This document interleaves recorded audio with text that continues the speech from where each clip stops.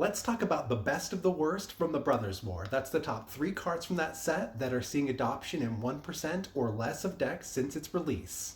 Starting at number 3, we have Over the Top. For 5 and 2 red, we get a sorcery. Each player reveals a number of cards equal to the top of their library, equal to the number of non-land permanents they control. Puts all permanent cards revealed this way onto the battlefield and puts the rest into their graveyard. Over the Top sort of got a bad rap as a Chaos card when it came out, and you can certainly play it in a Chaos deck, but where I think it's really underutilized is as the top-end finisher for a go-wide tokens deck.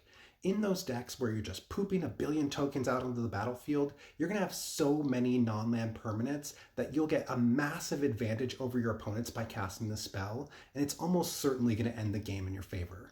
In the number 2 slot, we have Fade from History. It's 2 and 2 green for a sorcery. Each player who controls an artifact or enchantment creates a 2/2 green bear creature token.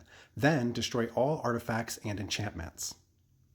Fade from History is a really interesting one because this is the most efficient version we've ever gotten of this spell. There's one other card that can destroy all the artifacts and enchantments for 4 mana. That's Rampage of the Clans. That gives a 3/3 for each thing destroyed, where this gives a 2/2 for each player that had a thing destroyed. So the use cases are going to be quite a bit different there. A better comparison is probably Bane of Progress. That's a 6 mana creature that has this effect on ETB and gets +1/+1 counters based off of the number of things that were destroyed. Maybe Bane being a creature just makes it so much better than this card that it's worth 2 more mana always, but I don't think that's necessarily the case. I'd say take a look at your decks and see how many effects really care about the creature versus the sorcery version of this spell, and see if you can save yourself some efficiency. In number 1, we have Urzas Command. For 2 and a blue, we get an instant with Choose 2. Creatures you don't control get -2, -0 until end of turn. Create a tapped Power Stone token. Create a tapped 0/0 colorless construct artifact creature with this creature gets +1/+1 for each artifact you control. Or scry 1, then draw a card. Urzas Command seeing such low adoption rates absolutely shocked me. This card is excellent in any deck that cares about artifacts.